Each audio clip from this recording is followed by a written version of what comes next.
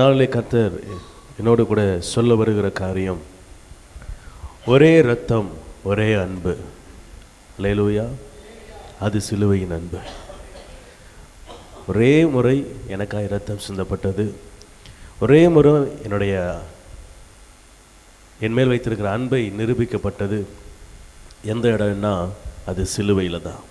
ஆமென். ஆலோசனை, ஒரே இரத்தம் ஒரே அன்பு, அது சிலுவையின் அன்பு. எடுத்து வாசிக்கலாம். 2 கொரிந்தியர் 5ஆம் அதிகாரம் 14ஆம் வசனம். கிறிஸ்துவினுடைய அன்பு எங்களை நெருக்கி ஏவுகிறது. ஏனென்றால் எல்லாருக்காகவும் ஒருவரே மரித்திருக்க எல்லாரும் மரித்தார்கள் என்றும், பிழைத்திருக்கிறவர்கள் இனி தங்களுக்கென்று பிழைத்திராமல் தங்களுக்காக மரித்து எழுந்தவருக்கென்று பிழைத்திருக்கும். எனக்காக மரித்த அந்த ஒரே ஒருவருக்காக நான் என்ன செய்திருக்கிறேன்? பிழைத்திருக்கிறேன். அல்லேலூயா, அல்லேலூயா.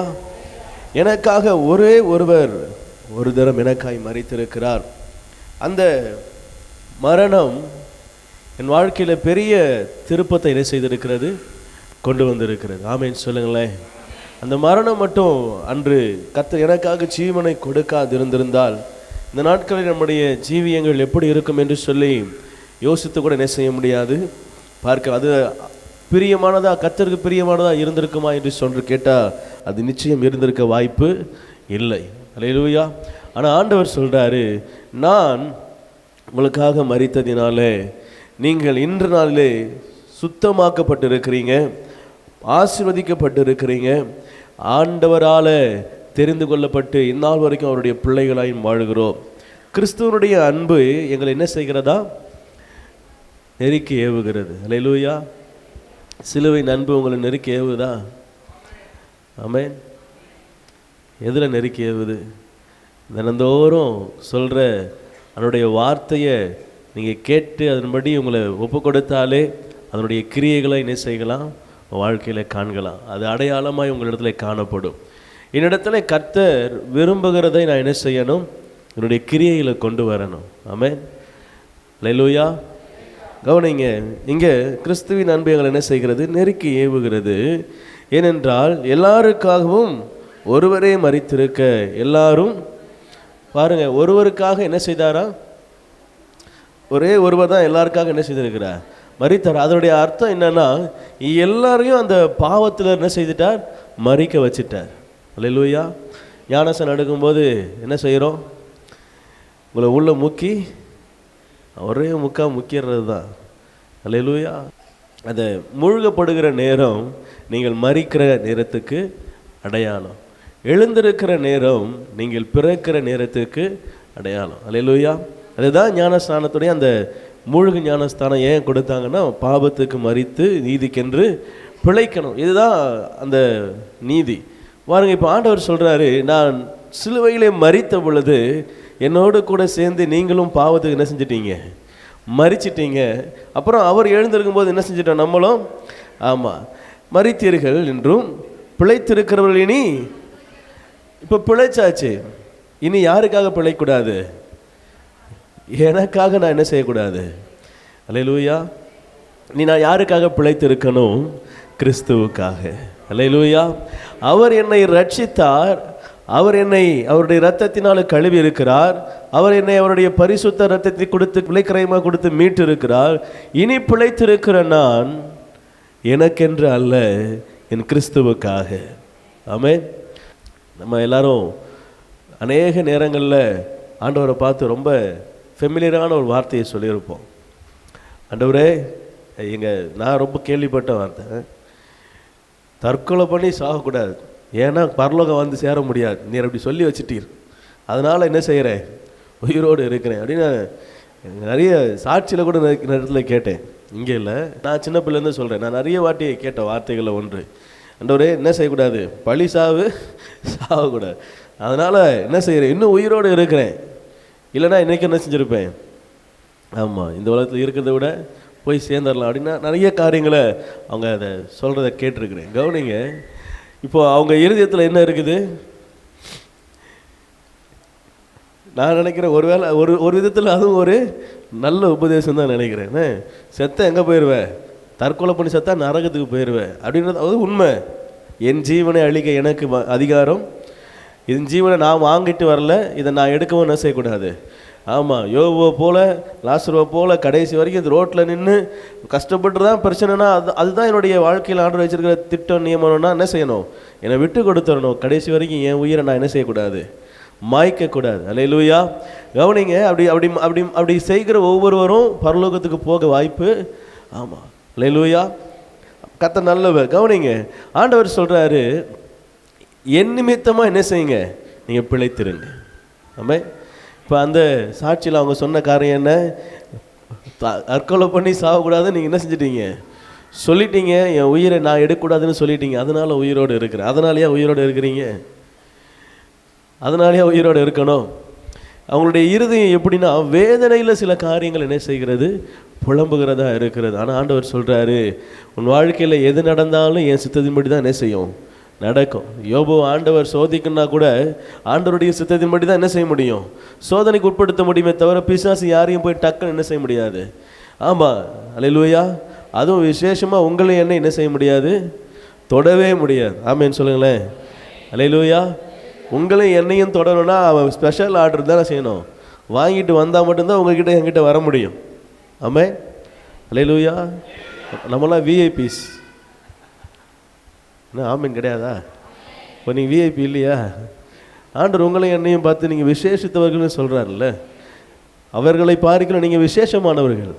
காட்டு புஷ்பங்களை பாருங்கள், சாலமோன் முதலாக இது வரைக்கும் அதை போல் ஒருத்தனும் உடுத்தினதில்லை. ஆனால் அவைகளை பார்க்கல நீங்கள் ஆகாயத்து பறவையை பாருங்கள், விதைக்கிறது இல்லை, நூக்கிறது இல்லை, களஞ்சத்தில் சேர்க்கறது இல்லை, ஒன்றும் கிடையாது.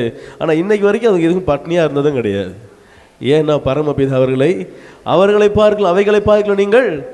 ஆண்டவர் சொல்கிறார், இந்த உலகத்தில் ரொம்பவே பெஸ்ட்டான ஒரு காரியம்னா இந்த ரெண்டு தான் சொல்லுவாங்க. ஏன்னா கவலையே இல்லாத ஜீவன். நான் இன்னைக்கு கூட உட்காந்து படிக்கட்டில் உட்காந்து அந்த ரெண்டு குருவி கிடக்குது, அதை பார்த்துட்டு இருந்தேன். ஒரு கவலை கிடையாது. 2 பக்கெட், ஒரு டப்பாவில் தண்ணி, ஒரு டப்பாவில் சோறு. அது வாட்டுக்கு நினச்சா திங்கும். பக்கத்தில் ஒரு கூடு இருக்குது, உள்ளே உட்காந்து தீனா செய்யும், படுத்துக்கும். ஒரு பிரச்சனை இல்லை பாருங்களேன். இப்போ நம்ம தான் அதுக்காக கஷ்டப்படணும். தேனை வாங்கணும், தண்ணி வைக்கணும், டெய்லியும் மாற்றணும், கழுவணும், அதை என்னவோ வேலை இருக்குது நமக்கு தான். ஆனால் அதுக்கு ஒரு வேலையும் இல்லை. அப்போது அந்த பறவைகளை பாருங்களேன், எனக்கு அதை வச்சு சாப்பாடு போகணுன்னு அவசியம் இல்லை. ஆனால் அதுக்கும் பிழை கூட்டுறதுக்கு ஒரு ஆள் என்ன செஞ்சுருக்கிறார், ஆண்டவர் வச்சிருக்கிறார். அது விசேஷமானது இல்லை, அதை விட நான் தான் விசேஷமானவன். அல்லேலூயா. இப்போ ஆண்டவர் உங்களையும் என்னையும் பார்த்து சொல்கிறார், நீங்கள் நானும் விஐபிஸ்.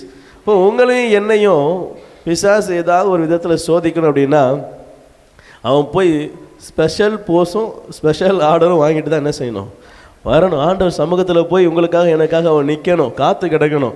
ஆண்டவர் அவனை சந்திக்கணும், அப்புறம் அவனை என்னென்னு கேட்கணும், அப்புறம் அவன் நம்மகிட்ட என்ன செய்யணும், ஆமாம் இவர் அப்படி இருக்கிறாரு, நீர் கொடுக்கறதுனால தான், நீங்கள் ஆசீர்வதிக்கிறதுனால தான். 40 நாள் அவன் வருவான்னு நீங்கள் சொல்கிறீங்க, நான் வரமாட்டான்னு சொல்கிறேன்.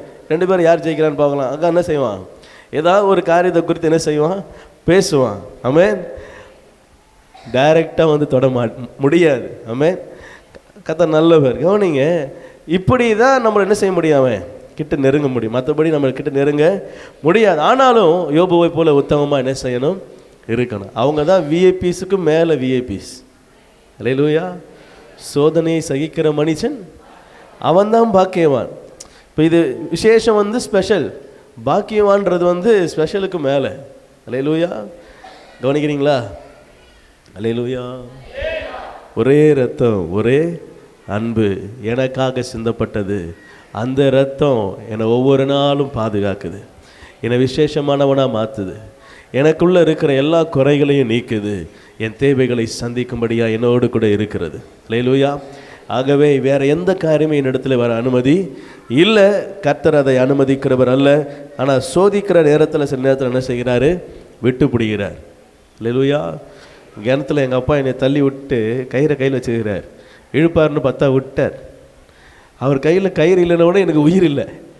ஐயையோ, ஜோலியை முடிச்சிட்டார். இன்னைக்கு ஆற்றுல நல்லா தண்ணி வந்துட்டுருக்குது. யாராவது அப்படி பண்ணுவாங்களா? தோலில் வச்சு தூக்கிட்டு போனார். சரி, எங்கள் அப்பா பாசமாக தூக்கிட்டு போகிறார். போய் பார்த்தா நடு ஆற்றுல பொத்துக்கடின்னு போட்டு என்ன செஞ்சுட்டார், அருவாட்டி நீச்சல் அடிச்சு கரையை பார்த்து வந்துட்டார். நான் அங்கே ஒரு பாறையை தேடி கண்டுபிடிச்சி அப்புறம் உள்ளே போய் 2 வாட்டி முங்கி எந்திரிச்சு ஏதாவது ஒரு கதை பிடிக்கிறதுக்குள்ளே போதும் போதுன்னு அதுக்கப்புறம் அவர்கிட்ட போகிறதுக்கு மனசு தோணுமா? எப்பா இவர் வந்தாலும் எங்கேயாவது தெரிச்சு ஓடணும். இன்னும் இப்படி அப்படி தான் என் பிள்ளைங்களும் இப்போ ஓடுதுங்க. எங்கேயாவது ஒரு இடத்துல கொண்டு போய் உள்ளே நடக்கணும்னு கொண்டு போனால் பயந்து ஓடுது. அல்லேலூயா. தகப்பன் ஒன்று செய்கிறாரு அப்படின்னா எனக்கு ஏதோ கற்றுக் கொடுக்க விரும்புகிறார். என்னை நடு ஆற்றுல போட்டுட்டு அவர் கரைக்கு வந்த மாதிரி தான் எனக்கு தோணுது. ஆனால் அவர் கரைக்கு என்ன செய்யலை, வரல. கரையிலிருந்து என்னை எப்போ தூக்கலான்னு காத்துக்கிட்டு இருக்கிறார். அல்லேலூயா. கவனிக்கிறீங்களா? அவர் என்னை சாவடிக்கணும்னு நினைக்கிறல. என்னுடைய காரியங்களை நானே செய்யணும்னு என்ன செய்கிறாரு, விரும்புகிறார். ஆமே. அது ஒரு கடினமான அன்பு தான், ஆனால் அது அன்பு. அல்லேலூயா. என்னை யார் முன்னாடியும் வெட்கப்படுத்த நான் வெட்கப்பட்டு போகையில் எனக்கு இவனுக்கு ஒன்றும் தெரியாது அப்படின்னு சொல்கிற அளவுக்கு என்னை நிறுத்துறதுக்காக இல்லை. என்னை கொஞ்சம் கடினமாக நடத்துகிறாருன்னா நான் எங்கேயும் வெட்கப்பட்டு என்ன செய்யக்கூடாது, நிற்கக்கூடாது. ஏதோ ஒரு ஆபத்தில் நான் தத்தளிக்கக்கூடாது. ஒருவேளை அவர் இல்லாத நேரத்தில் நான் மாட்டிக்கிட்டா நான் என்ன செய்யக்கூடாது, எங்கேயும் போய் சிக்கிக்கிடக்கூடாது. நானே என்னை என்னை ட்ரெயின் பண்ணுற அன்பு தான் தகப்பனுடைய அன்பு. அல்லேலூயா. அவர் சில இடங்களில் தாயாக இருப்பார், ஆனால் பல இடங்களில் தகப்பனாக தான் இருக்கிறார். ஆமென். ஏன்னா என்னை அவர் அவருடைய சித்தத்தின்படி நடத்த விரும்புகிறார். பார்த்தீங்களா? அவர் தகப்பன். அதனால் அந்த தகப்பனுடைய இருதயம் அப்படி தான் இருக்கும். போய் போட்டுட்டு வந்துட்டா விட்டுற மாட்டார், அங்கேருந்து பார்த்துக்கிட்டே இருப்பார். கையிலேருந்து தான் கயிறை விட்டார், ஆனால் காலில் பிடிச்சிட்டு இருக்கிறார். அதை நான் பார்க்கல. என் கண் எங்கே பார்க்குது, அவர் கையில் கயிறு இல்லை, அவ்வளோதான். ஆனால் அவர் காலில் பிடிச்சிருக்கிறத நான் பார்க்கல. கவனிங்க, என் ஆண்டவர் உங்களை விடுகிறவர் அல்ல, விட்டுட்டு போகிறவர். அவர் நல்ல தகப்பன். நான் பொல்லாத தகப்பன். நானே என்ன செய்கிறேன், என் பிள்ளைகளுக்கு நல்ல ஈவை கொடுக்குறேன். நான் என்னை விட அதிகமாய் கொடுக்க அவர் வல்லமை உள்ளவராக இருக்கிறார். அல்லேலூயா. கர்த்தர் நல்லவர். இந்த ரத்தம் தான் என்னை தினந்தோறும் பாதுகாக்குது. ஆமென். இன்னும் 400 வருஷம் ஆனாலும் இந்த ரத்தம் தான் எனக்கான பாதுகாப்பு. ஆமென். கர்த்தர் நல்லவர். எபிரேயர் 10ஆம் அதிகாரம் 4ஆம் வசனத்தில் அல்லாமலும் காளை வெள்ளாட்டு கடா இவைகளுடைய ரத்தம் பாவங்களை நிவர்த்தி செய்ய மாட்டாது. ஆகையால் அவர் உலகத்தில் பிரவேசிக்கும் போது பலியையும் காணிக்கையையும் நீர் விரும்பவில்லை, ஒரு சரீரத்தை எனக்கு ஆயத்தம் பண்ணினீர். அல்லேலூயா. இங்க பாருங்க, இவர் பாவத்தை கழுவுறதுக்கு, நம்முடைய பாவங்கள் கழுவப்படுவதற்கு ஒரு ரத்தம் சிந்தப்பட வேணும். ஆனால் மிருகத்தின் ரத்தம் என்ன செய்யாது, என் பாவத்தை நீக்காது. ஆமென் சொல்லுங்களேன். ஒரு மிருகத்துடைய ரத்தம் என்ன செய்யாது, என்னுடைய பாவங்களை சுத்திகரிக்க முடியாது. கவனிங்க, ஒரு மிருகம், அது பழைய ஏற்பாட்டு காலத்தில் அது ஓகே, அது ஒரு பாவத்தை மூடுகிறதா இருந்தது, கழுவாது. அதனுடைய பாவம் மறைக்கப்படும், ஆனால் நீக்கப்படாது. இது பழைய ஏற்பாட்டில் சிந்தப்பட்ட இரத்தத்தினுடைய பாவ மன்னிப்பு. ஆனால் புதிய ஏற்பாடு அப்படி என்ன செய்யலை, இல்லை. புதுசாக உங்களை முழுசுமாக அப்படியே ஒரு கரை இல்லாமல் என்ன செய்யும், உங்களை பரிசுத்தமாய் அவருடைய சமூகத்தில் மாற்றிவிடும். பரிசுத்தமாய் உங்கள் இருதயத்தை மாற்றும், உங்கள் ஆவி ஆத்மா சரீரத்தை கரைதரையற்றதாய் மாற்றும். அவருடைய இரத்தம் உங்களை முழுவதுமாய் கழுவி சுத்திகரிக்கும்.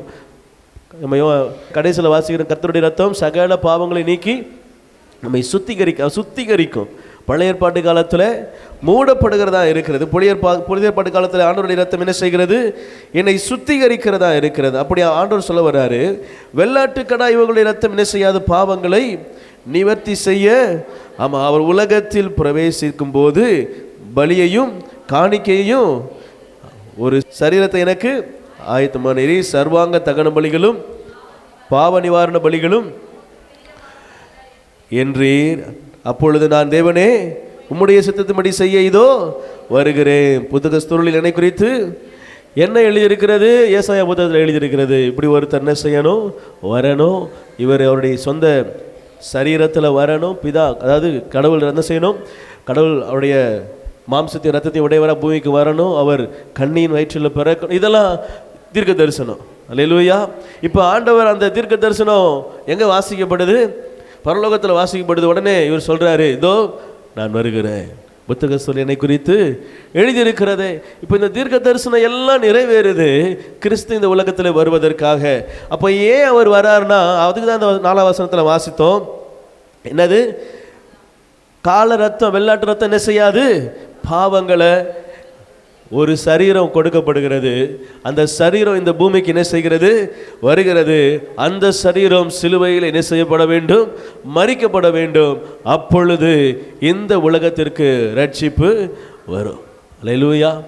இன்னைக்கு நீங்களும் நானும் ரட்சிப்பு அடைஞ்சிருக்கிறோன்னா அந்த ஒரே ரத்தம், அந்த ஒரே அன்பு, அது சிலுவையில் சிந்தப்படவில்லை என்று சொன்னால் இன்னைக்கு நீங்களும் நான் இந்த இடத்துல இல்லை. ஆமென். நிச்சயமாக சொல்லுவேன், அந்த ரத்தம் இல்லைன்னா நான் இங்கே இல்லவே இல்லை. எங்கே இருப்பேன்னு எனக்கே. ஆமாம், சொன்னது போல் என்னுடைய இடத்துல புல் கூட என்ன செஞ்சிருக்கலாம்? முளைச்சிருக்கலாம். காரணம், இந்த ரத்தம் என்னை பாதுகாக்கிறது. அந்த ரத்தம் எனக்காக பரிந்து பேசுகிறது. அந்த ரத்தம் எனக்காக என்ன செய்கிறது? ஆண்டவர் சமூகத்தில் நின்று அது வழக்காடுகிறதாய் எனக்காக பரிந்து பேசுகிறதாய் காணப்படுகிறது. அவருடைய ரத்தம் தான் மெய்யான ரத்தம். ஆமென்.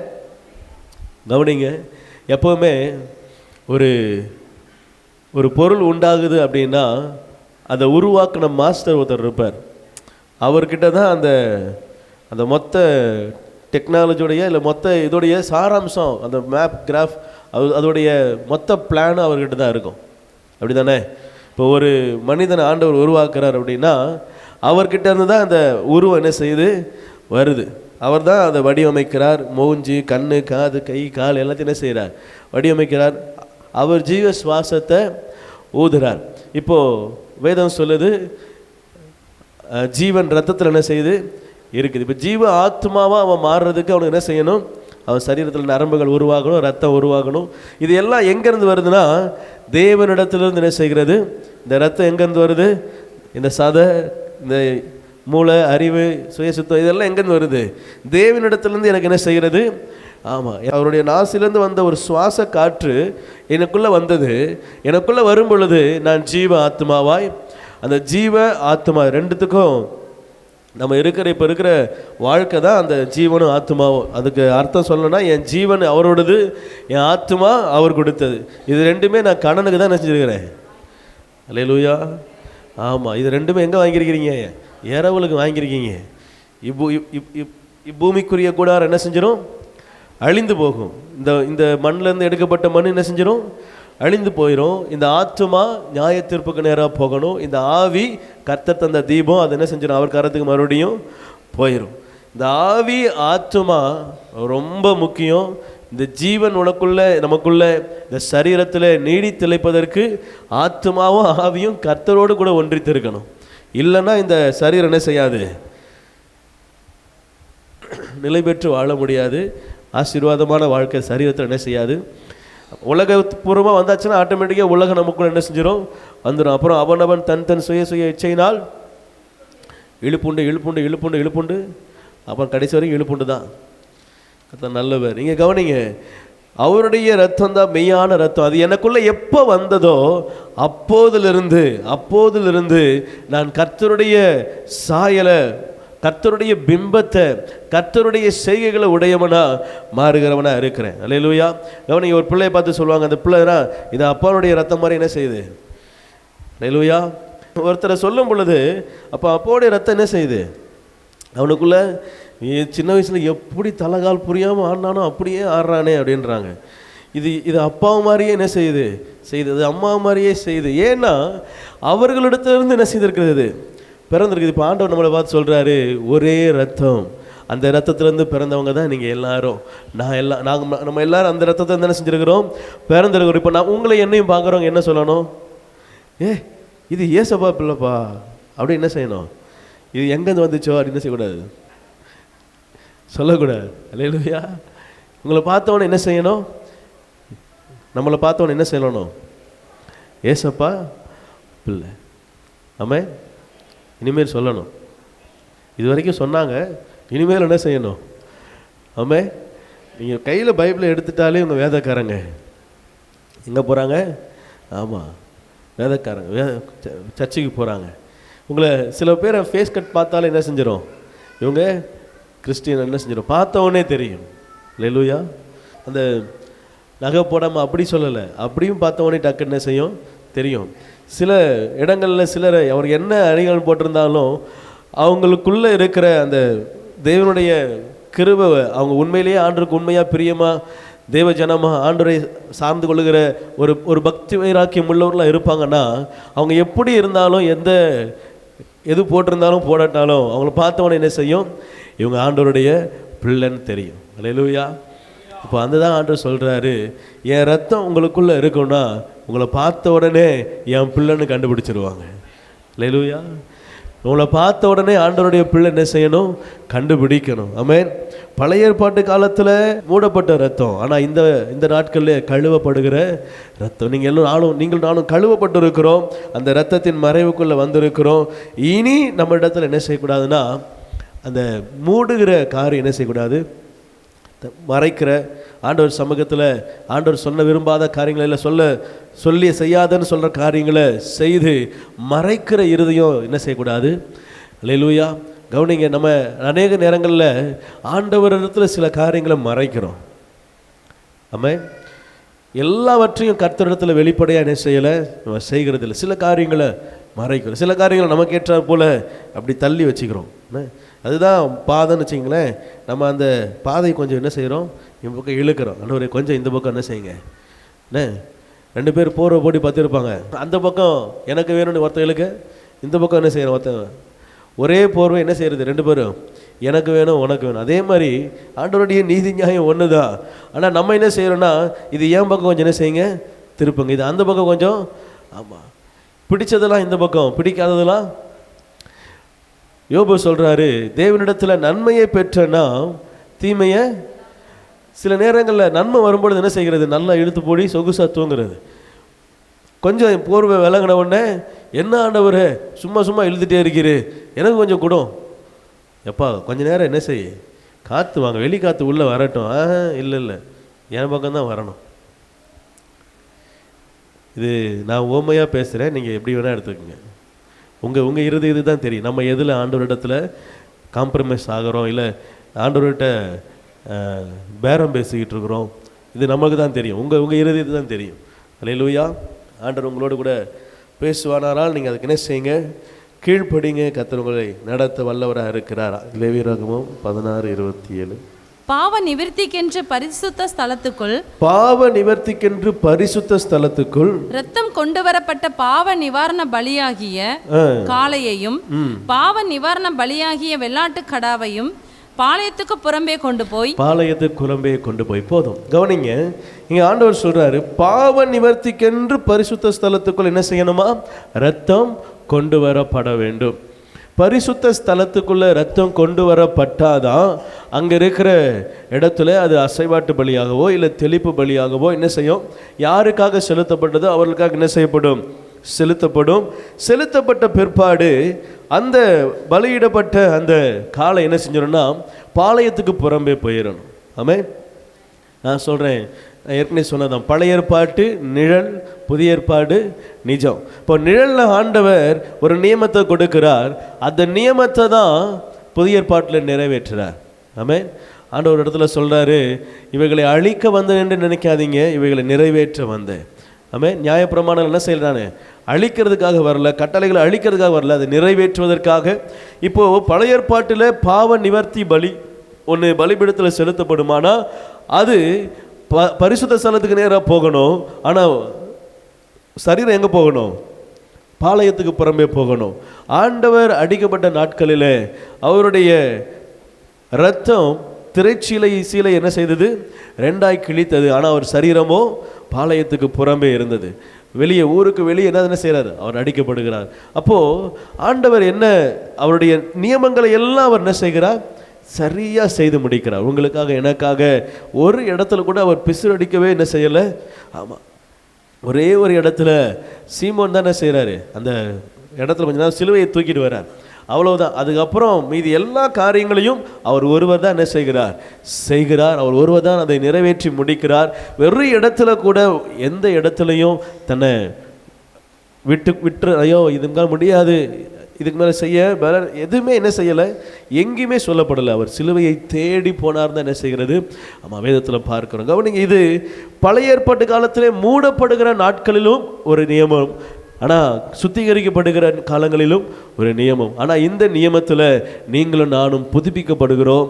இந்த நியமத்தில் நீங்களும் நானும் புறம்பே தள்ளப்பட வேண்டிய நீங்களும் நானும் பரிசுத்த ஸ்தலத்தில் இருக்கிறோம். புறம்பே எரிக்கப்பட வேண்டிய உங்களுடைய என்னுடைய சரீரமும் பரிசுத்த ஸ்தலத்துக்கு நேராக வருகிறது. புறம்பே இருக்க வேண்டிய உங்களுடைய என்னுடைய எல்லா தேவையில்லாத காரியங்களும் பரிசுத்த ஸ்தலத்துக்கு நேராக நம்மை சேர்த்து விட்டு அவர் புறம்பே தள்ளப்படுகிறவராக இருக்கிறார். அல்லேலூயா. இவ்வளவு பெரிய தியாகம் எதுக்காக செய்கிறார் தெரியுமா? பழுதற்ற பலியாய் ஒப்பு கொடுக்க. இது ரொம்ப முக்கியம். ஒரு பழுதோட ஒரு பலி என்ன செய்யக்கூடாது, செலுத்தக்கூடாது. ஏன் ஆசாரியர்களுக்கு சொல்லும்போது ஆண்டவர் அவங்கள வஞ்சி தள்ளி சொல்கிறாரு, பலிபீடத்தில் கொண்டு போய் பலி செலுத்த வருகிற ஒரு ஆட்டுக்கடா பழுதுள்ளது என்று கண்டு அதை என்ன செய்ய மாட்ட, நிராகரிக்காமல். இல்லை ஆண்டவர் அதெல்லாம் பெரியசாக ஒன்று எடுத்துக்க மாட்டார். உன்னை நீ கொளுத்துக்கொள்ள, உன்னுடைய காரியங்களை நீ சரி செய்து கொள்ள பழுதாக இருக்கிற ஒன்று என்ன செய்கிற, பலியிட ஒப்பு கொடுக்குற. எதுக்கு நான் கொண்டு வந்து என்ன செய்கிறது, அவர் வீட்டுக்கு கொண்டு அப்படி கொண்டு போகிற காரியங்களை கர்த்தர் கண்டு அவரை எச்சரிக்கிறார். நிறைய நேரங்களில் ரொம்ப கடினமாக ஆண்டவர் பேசுகிறார். எது முக்கியம்? பலிபீடம் பரிசுத்தமானது, அதில் செலுத்தப்படுகிறதும் பரிசுத்தமானதாக இருக்கணும். எது முக்கியம்? காணிக்கையில் அநேக இடங்களில் ஒவ்வொன்றா சொல்கிறாரு. இதிலெல்லாம் நீ என்ன செய்கிற, என்னை வஞ்சிக்கிற. அவங்க தான் என்னை வஞ்சிக்கிறாங்கன்னா என்ன செய்கிற, ஆசாரியன் நீ என்ன வஞ்சிக்கிறேன்னு சொல்லி ஆண்டவர் கடினமாய் பேசுகிறதை பார்க்கிறோம். கவனிங்க, ஆண்டவருடைய இருதயம் என்னன்னா, எனக்கு பிரியமானது என்ன செய்யுங்க, நான் உனக்காக புறம்பே தள்ளப்பட்டேன். ஏன்னா நீங்கள் என்ன செய்யணும், பரிசுத்த ஸ்தலத்துக்கு வரணும் என்பதுக்காக தான்.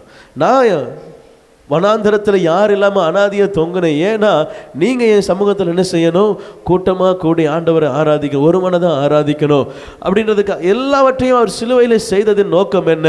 பாவ நிவர்த்தி பலியாய் அவர் சிலுவையில் எல்லாவற்றையும் செய்து முடித்ததுக்கு காரணம், பழுதில்லாமல், ஒரு குறை இல்லாமல், ஒரு தீமை செய்யாமல் சிலுவையில் தொங்கினதற்கு காரணம் என்னன்னா, நீங்களும் நானும் பரிசுத்த ஸ்தலத்தில் பரிசுத்தமாக இருக்க வேண்டும் என்பதற்காக. நம்மை நாமே அதற்கு என்ன செய்யணும், அர்ப்பணிக்கணும், ஒப்பு கொடுக்கணும். நீ ஒப்பு கொடுக்கும் பொழுது ஆண்டவர் சொல்கிறாரு, என் பிள்ளைகள் நான் அளிக்கும் பலனினால் திருப்தியாவார்கள். அல்லேலூயா. எனக்கு ஆண்டவர் பலன் கொடுக்க, அவர் ரிவார்ட் கொடுக்க அவர் ரொம்ப ஆசையாக இருக்கிறார். நான் தான் என்ன செய்யணும், அதில் என்னை ஈடுபடுத்திக்கணும். நான் பின்னாடி என்ன செய்கிறேன், என்னுடைய காரியங்களையே பார்த்து கொண்டு போனேன் என்று சொன்னால் நான் என்ன செய்ய முடியாது, அவருக்கு பிரியமாக இருப்பது கூடாத காரியமாய் மாறி போகிறது. ஆண்டவர் என்னிடத்தில் எதிர்பார்க்கிறது வேறு ஒன்றும் இல்லை. ஆண்டவர் இங்கே இதெல்லாம் இந்த வசனங்கள்லாம் சொன்னதெல்லாம் மொத்த சாராம்சம் என்ன தெரியுமா? உனக்காக சிந்தின பரிசுத்த ஒரே ரத்தம், உங்களுக்காக தன் அன்பை வெளிப்படுத்தின பரிசுத்த ஒரே அன்பு, அந்த சிலுவையின் அன்புக்கு நேராக நம்மளை அழைக்கிறார். என்னுடைய பிள்ளை, என்னுடைய ரத்தம் ஓடுது அப்படின்னா அது என்னுடைய சாயலில், என்னுடைய கிரியைகள் என்ன செய்யும், வளரும். அது என்னுடைய பிள்ளைன்றதை பார்த்த உடனே தெரியும். அல்லேலூயா. கர்த்தர் நல்லவர். ஒரே ரத்தம், ஒரே அன்பு எனக்காக சிலுவையில் சிந்தப்பட்டது.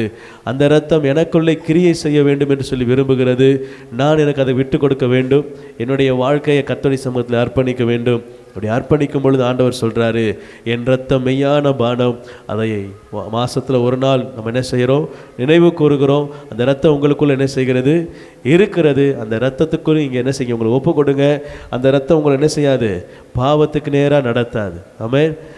இயேசுடைய ரத்தம் எதுக்கு நேராக தான் நடத்தும், பரிசுத்தத்துக்கு நேராக தான் நடத்தும்.